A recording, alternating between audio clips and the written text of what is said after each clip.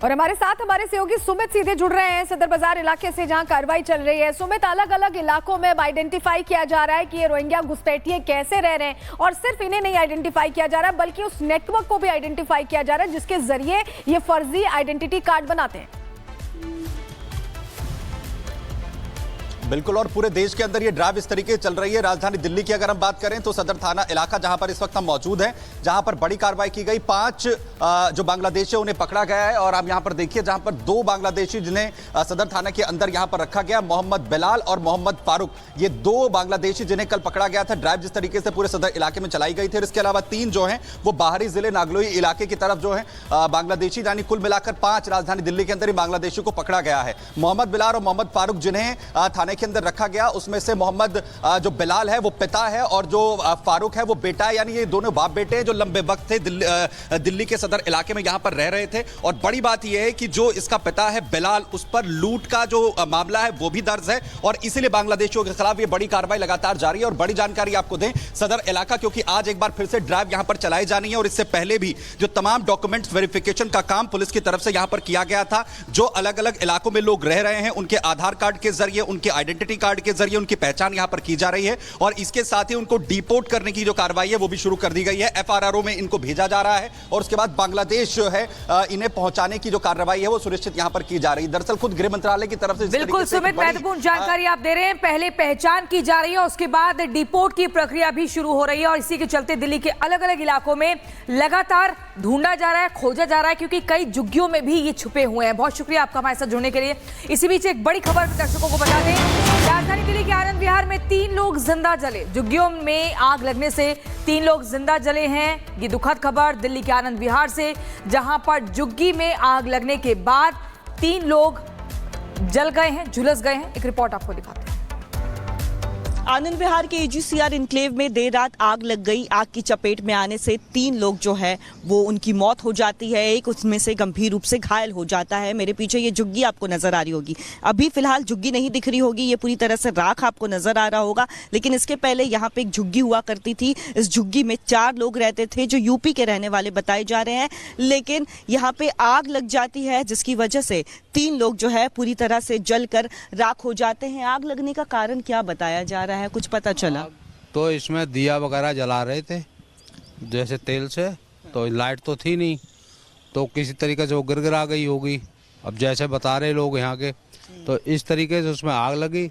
जो लोग थे एक तो निकल के भाग गया कूद के पीछे से, बाकी 3 लोग धुआं में फंस गए, और धुआं की वजह से वो ताला लगा हुआ था, ये ताला लगा हुआ था, यहाँ कुंडी थी, ये दरवाजा था, ये तोड़ रहे थे, ये टूटा नहीं, उन पर ताला खुला नहीं। उनकी दम घुटने से उनकी भी यहीं मौके पे ही मौत हो गई। लोग कहाँ के रहने वाले थे ये यूपी के रहने वाले थे, एक बांदा और हो रही है। कब से रहते? और अब खबर महाराष्ट्र से है, जहां औरंगजेब के मुद्दे की गूंज सुनाई दे रही है। ये मुद्दा लगातार गर्माता जा रहा है। औरंगजेब की कब्र को लेकर अब महाराष्ट्र के मुख्यमंत्री देवेंद्र फडणवीस ने बड़ा दावा किया है।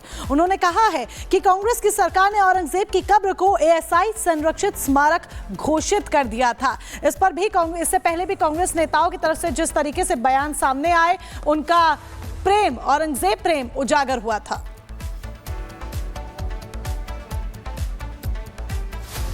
और हमारे साथ हमारे सहयोगी सत्यप्रकाश सीधे जुड़ गए हैं। सत्यप्रकाश, इस मामले को लेकर प्रश्न बहुत सारे हैं, क्योंकि औरंगजेब के जो फैन क्लब हैं वो बढ़ता जा रहा है, अलग अलग फैंस जुड़ते जा रहे हैं, लेकिन जिस तरह से शिवाजी का अब जिक्र आ गया है ये भी बैकफुट पर है, क्योंकि इसमें भी अपने फायदे की राजनीति करने से बाज नहीं आ रहे।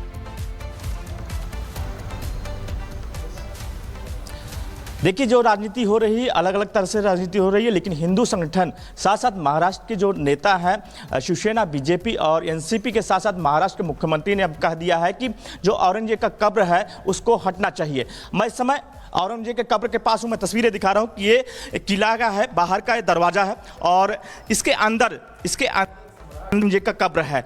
अंदर जो है एएसआई की पूरी टीम है, और अंदर जो है अंदर जाने की कोशिश करता हूं, तस्वीरें दिखाता हूं कि यहाँ पे जो औरंगजेब का कब्र है, और ये सामने तस्वीरें दिखा रहा हूं किस तरह से यहाँ पे जो है एएसआई की टीम है, और लगातार डिमांड किया जा डिमांड किया जा रहा है कि जो औरंगजेब की कब्र है उसको हटाई जाए। संभाजीनगर के जो लोग हैं वो भी चाहते हैं कि जो औरंगजेब क्रूर शासक था उसकी कोई निशानी नहीं चाहिए। महाराष्ट्र के विधानसभा में गुजर रहा है ये मुद्दा और लगातार डिमांड किया जा रहा है कि जल्द जल्द इस कब्र को हटाया जाए। ये मैं तस्वीरें दिखा रहा हूं कि औरंगजेब का कब्र के ये अंदर है, अंदर हमें अंदर जाने की परमिशन नहीं है, लेकिन यहां से हम आपको तस्वीरें दिखा रहा हूं किस तरह से यहां पे जो औरंगजेब का कब्र है और सामने देख सकते हैं कि एएसआई की टीम है और एएसआई की टीम ने अंदर जाने के लिए परमिशन नहीं दिया है, लेकिन मैं बाहर से तस्वीरें दिखा रहा हूं किस तरह से यहाँ पे औरंगजेब का कब्र है और औरंगजेब का जो कब्र है एएसआई कर रही है। साथ ही यहाँ पर जो संभाजी नगर की पुलिस, क्योंकि जिस सब तूल पकड़ा है और जिस तरह से लगातार कहीं कहीं महाराष्ट्र के मुख्यमंत्री भी अब हैं लेकर के कोई यहाँ पे इसको देखते हैं। यहाँ पर संभाजी नगर पुलिस के लोग मौजूद हैं,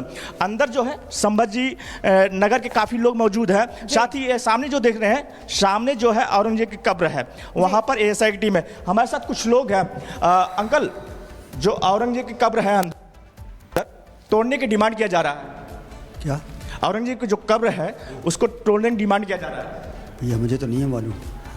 अच्छा, ये देखिए ये लोग पहुंचे हुए हैं और लगातार कहेंगे लगातार डिमांड किया जा रहा है। मैं तस्वीरें दिखा रहा हूँ किस तरह से मांग यही है कि आक्रांताओं का जो नामो निशान है वो भारत से मिटाना जरूरी है। मुगलों की ये जो निशानियां हैं, गुलामी का जो प्रतीक एक तरह से है, उनको मिटाने की मांग उठ रही है। वहीं कुछ लोग फायदे के लिए इस पर बयान भी देते नजर आ रहे हैं और औरंगजेब की तारीफ के पुलिंदे भी बांधते नजर आ रहे हैं। इसी से जुड़ी रिपोर्ट दिखा रहे हैं।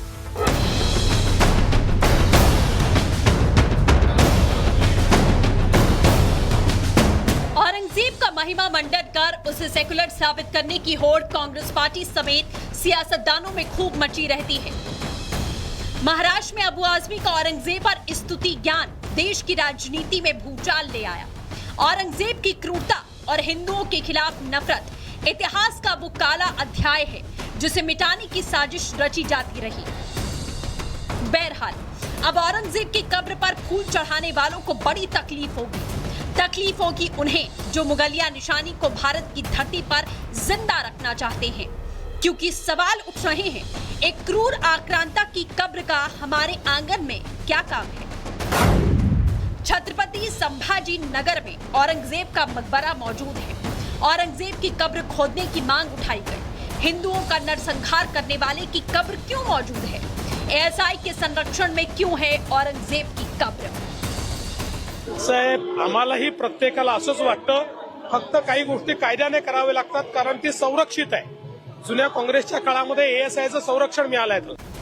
उस लिस्ट में अबू आजमी एक नाम है जो इतिहास को धर्म और नस्ल की तराजू पर तोलते हैं। हालांकि बीजेपी नेताओं ने मोर्चा खोल दिया। औरंगजेब की कब्र तो हटनी ही चाहिए। कांग्रेस पर सवाल उठ रहे हैं कि आक्रांताओं की कब्र संरक्षित क्यों रखा गया? आदरणीय मुख्यमंत्री देवेंद्र फडणवीस जी ने जो कहा वह सत्य है। इसलिए एक ऐसा आक्रांता जो शिवाजी महाराज का छल करने वाला, वीर संभाजी को तड़प तड़प करके तड़पा तड़पा करके मारने वाला, ऐसा आक्रांता हमारे भारत में हिंदू हो मुसलमान हो कोई भी